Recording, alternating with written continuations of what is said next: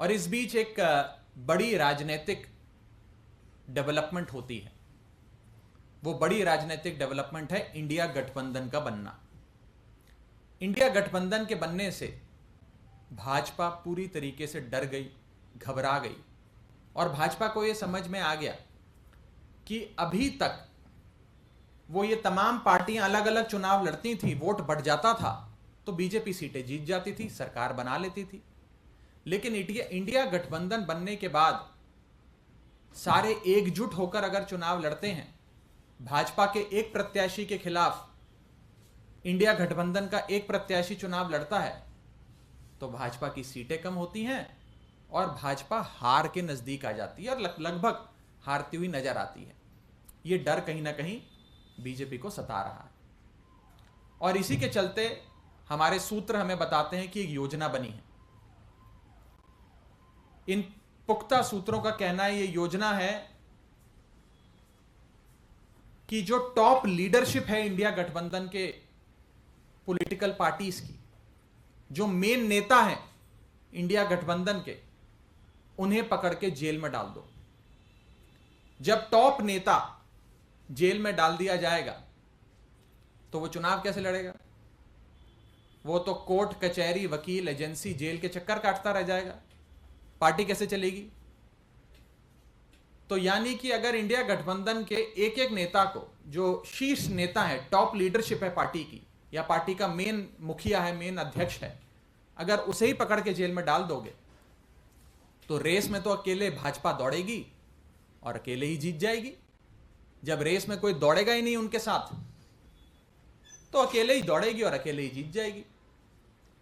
इसी श्रृंखला में एक योजना बनी है और उस योजना में पहला अरेस्ट दिल्ली के मुख्यमंत्री अरविंद केजरीवाल का भाजपा की एजेंसियां करने जा रही हैं।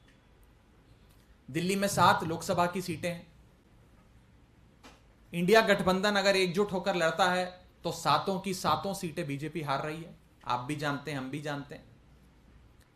और ये सातों की सीटों की हार बीजेपी को इतना सता रही है कि वो अपने अरेस्ट की शुरुआत दिल्ली से करने जा रहे हैं और पहला अरेस्ट अरविंद केजरीवाल जी का करेंगे ताकि इन 7 सीटों पर आम आदमी पार्टी लड़ने लायक ना रहे। जब नेता ही नहीं होगा तो पार्टी कैसे चुनाव लड़ेगी? और अरविंद केजरीवाल जी को जेल में डालो, 7 सीटें दिल्ली की अपनी जेब में डालो, यह भाजपा का लक्ष्य है। इसके बाद ये लोग अगला अरेस्ट जो करने जा रहे हैं वो एक ऐसे राज्य का है जिसमें 14 सीटें आती हैं। 14 की 14 लोकसभा सीटों पर भाजपा की हालत खराब है और ये झारखंड राज्य, जिस राज्य में जेएमएम पार्टी की सरकार बनी, जब से हेमंत सोरेन साहब वहां के मुख्यमंत्री बने तब से उनकी लोकप्रियता इतनी बढ़ती गई कि वो भाजपा जो 2019 में 14 में से 12 सीटें झारखंड की जीती थी, आज 14 में से 4 सीटें भी जीतती नजर नहीं आ रही है। इसी के चलते अगला अरेस्ट वे हेमंत सोरेन साहब का करेंगे और झारखंड की रेस में अकेले ही भाजपा दौड़ेगी, अकेले ही जीतेगी, ये लक्ष्य है। इसके बाद बिहार के राज्य में, जहां पर पिछली बार नीतीश कुमार के सहारे भाजपा 2019 का लोकसभा चुनाव लड़ी थी, शानदार प्रदर्शन रखा था, 40 में से 39 सीटें जीती थी। उस राज्य में जब से नीतीश कुमार जी ने उनका दामन छोड़ा और आरजेडी और जेडीयू ने मिलकर सरकार बनाई, तभी से यह योजना बन गई कि आरजेडी की टॉप लीडरशिप जो है उसे पकड़ के जेल में डालो। इसी श्रृंखला में अगला अरेस्ट आरजेडी के नेता तेजस्वी यादव का हो सकता, ताकि आरजेडी पूरी तरीके से बैठ जाए और बिहार में चुनाव लड़ने लायक ना रहे।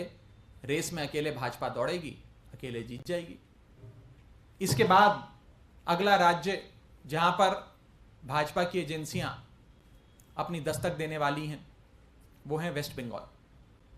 बंगाल वो राज्य जहां पर भाजपा ने पूरे दमखम से राज्य का चुनाव लड़ा, विधानसभा का चुनाव लड़ा, खूब पैसा भी खर्चा, समय भी लगाया, नेताओं को, बड़े से बड़े नेताओं को उतारा, लेकिन कुछ खास नहीं बना।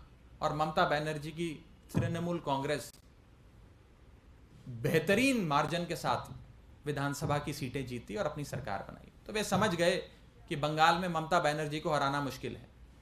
हराना मुश्किल है तो एक ही उपाय है, ममता बनर्जी और अभिषेक बनर्जी को पकड़ के जेल में डालो। अगर उन्हें जेल में डाल देंगे तो बंगाल में हमारे लिए राह आसान हो जाएगी। अकेले रेस में भाजपा दौड़ेगी, अकेले रेस में भाजपा जीत जाएगी। तो अगला जो इनका दस्तक होगी झारखंड और बिहार के बाद, वो बंगाल के राज्य में होगी, जहां 42 लोकसभा सीटें आती हैं, बड़ा राज्य है। इसके बाद दस्तक दी जाएगी केरला में, जहां पर विजयन साहब मुख्यमंत्री हैं। जब से सीपीएम की वहां सरकार बनी, पिनराई विजयन साहब मुख्यमंत्री बने, तब से उनकी लोकप्रियता बढ़ती जा रही है। और आलम कुछ इस कदर है कि केरल में 20 लोकसभा सीटें आती हैं, 20 में से एक भी सीट भाजपा की नहीं है। भाजपा अपना खाता खोलना चाहती है केरल में। खाता खोलने के लिए विजयन साहब को हराना और सीपीएम को केरल में हराना असंभव है, बहुत मुश्किल है, बहुत कठिन है। आसान बस इतना है कि केरल के मुख्यमंत्री पिनराई विजयन को पकड़ के जेल में डालो। वो जेल जाएंगे तो पार्टी चुनाव नहीं लड़ पाएगी, पार्टी चुनाव नहीं लड़ पाएगी तो भाजपा की जीत निश्चित है।